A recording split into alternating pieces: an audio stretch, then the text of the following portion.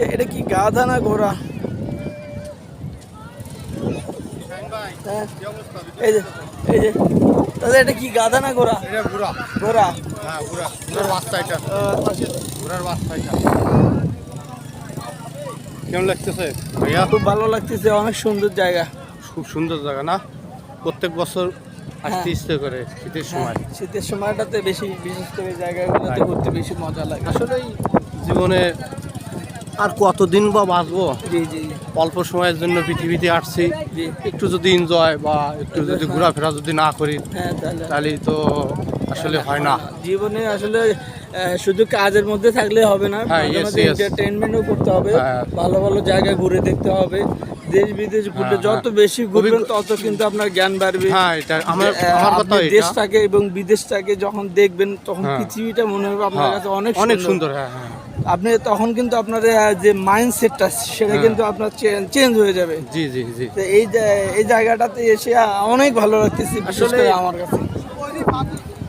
ঘোরাফেরা না করলে জ্ঞান অর্জন করা যায় না, বিভিন্ন জায়গা কিছু করা যায় না। তারপরেও আল্লাহ পাক কখনো কোনো সময় কি করে নিয়ে যায়, কিছু বলা যায় না। আগে যায় কে পরে যায় জানি না, বাট এই সময়টাতে যদি আমরা আমাদের অল্প সময়ে যদি অনেক কিছু দেখতে পারি, হ্যাঁ, হয়তো বা হ্যাঁ, মোরেও শান্তি পাবো যে একটা Yes. তৃপ্তি সহকারে আমরা কিছু দেখলাম। এটা আসলে মানুষের পরিপূর্ণতা কোনো সময় আসে না, তারপর ওই সময়গুলোতে নিজেকে একটু নিজের মতো করে সময় কাটানো, সেটাই হচ্ছে বড় সার্থকতা। আসলে এই চাকরির ক্ষেত্রে এসে তো অনেক সময় হ্যাঁ। সময় পাওয়া যায় না, ফ্যামিলির জন্য সময় দিতে পারি না, এবং আমরা তো সময় পাইনি। তারপরেও ইচ্ছা থাকলে অনেক কিছু করা যায়। জি জি জি, এটাই তার প্রমাণ। তো যাই হোক, আমরা এর আগে গেছি পাটরটেক, হ্যাঁ তারপরে ঘুরলাম ইনানি, হ্যাঁ। এবং নেক্সট আমরা যাব হচ্ছে হিমছড়িতে। এখন আপনারা কোথায় যাওয়ার জন্য মন্তব্য করছেন? এরপরে যাব হিমছড়িতে। তো আমরা এই মুহূর্তে কিন্তু ইনানিতে আছি।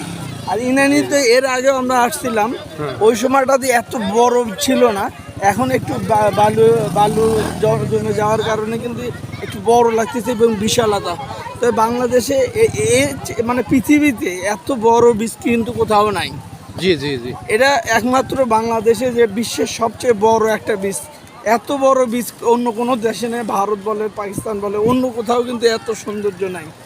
তো আপনারা যারা দেশ বিদেশ থেকে দেখছেন তারা অবশ্যই এই জায়গাটাতে ঘুরে আসতে পারেন, দেখতে পারেন।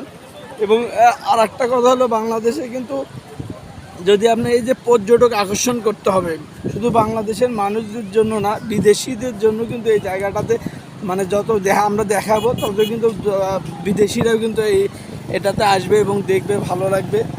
তো দেশের উন্নতি হবে, মানুষের উন্নতি হবে। এভাবে কিন্তু আমরা যদি আমাদের বহির্বিশ্বে আমাদের ভিডিওর মাধ্যমে যদি দেখাতে পারি, হয়তো বা দেশের অনেক কিছু উন্নয়ন সম্ভব। তো যাই হোক, অনেক কথাই বলে ফেললাম। ভালো থাকবেন এবং চ্যানেলটা সঙ্গে থাকবেন, সাবস্ক্রাইব আমি আর করবেন। একটা কথা হ্যাঁ, বলে বলেন, শেষ বলেন, করবো, হ্যাঁ, বলতেছি সঞ্জয় দা বলেন। কখনো কি সামনে। আপনি আপনার ফ্যামিলি নিয়ে আসছেন কখনো? না, আমি আসলে আমার ফ্যামিলি নিয়ে কোনো সময় আসা হয় নাই। হয় নাই। আসবো ইনশাল্লাহ, হয়তো সময় সুযোগ করে ইনশাল্লাহ তবে আসবো। আশা করি আপনার ফ্যামিলি নিয়ে একটু সময় দেওয়ার জন্য, ফ্যামিলির প্রতি একটু সময় দেওয়ার জন্য আপনাকে আপনি কি, অনুরোধ করছি। হ্যাঁ, এর আগে কি আসছিলেন? আপনি কি আসছেন আপনার ফ্যামিলি নিয়ে কখনো? না, আমি আসি নাই। আমার আজকে ভালো লাগলো।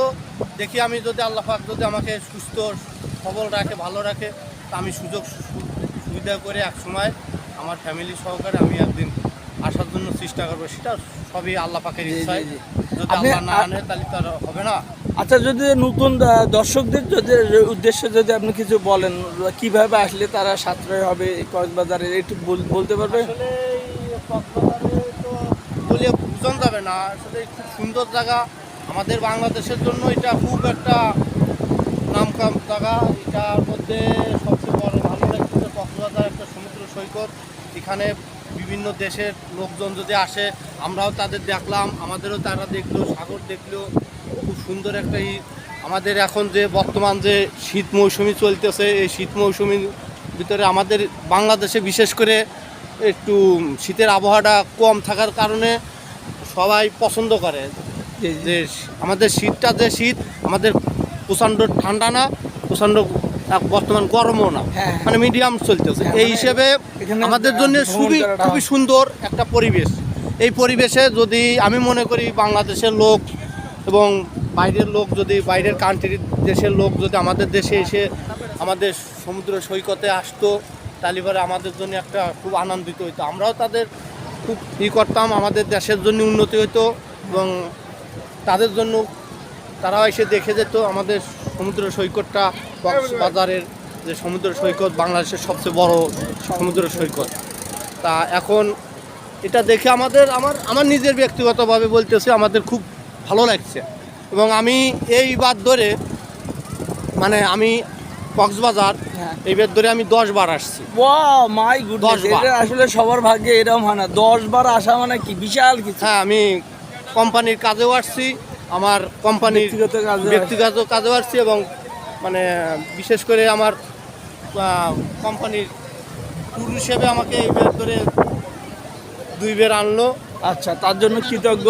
হ্যাঁ, আমি তার কোম্পানির একটা এমপ্লয়ি হয়ে আমি কোম্পানির জন্য কৃতজ্ঞতা জানাই এবং বড় বড় স্যারদের প্রতি আমার আন্তরিক ভালোবাসা যে থাকবে এত বড় একটা সুযোগ করে দেওয়ার জন্য, আমাদের মতন মানুষের একটা সুযোগ করে দেওয়ার জন্য। তো ইনানি স্যারকে অনেক অনেক ধন্যবাদ জানাই এবং সবার প্রতি আমার যত স্যার আছে এবং আমার ছোট ভাই আছে তাদের প্রতি আমার আন্তরিক ভালোবাসা, আপনার প্রতি আমার আন্তরিক ভালোবাসা। আপনি আমরা এই যে ট্যুরটা আমার মনে হয় যে এইভাবে ট্যুর করলে একটা ভ্রাতৃত্ববোধ বা বন্ধন তৈরি হয়, কিন্তু সেটা যদি প্রত্যেকটা বছরে হয় তাহলে আরো কিন্তু বন্ডিংটা ভালো হয়। প্রত্যেকটা বছর মানুষ আরো নতুন করে নতুন উদ্যমে কিন্তু কাজ করতে পারবে, এই প্রত্যাশায় কিন্তু আসলে রাখা, সবাই ভালোভাবে কাজ যাতে করতে পারি, কোম্পানির জন্য অনেক কিছু দিতে পারি, সেই বিষয়গুলো কিন্তু আসলে আমাদের বিশেষ করে আমি আর একটা কথা বলতে চাই।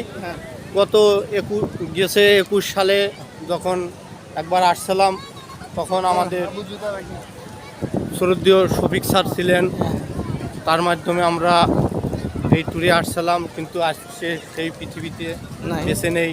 আল্লাহ তাকে যেন বেঁচতে নসিব করুক, এটাই আমাদের চাই। এবং আর যে সকল স্যার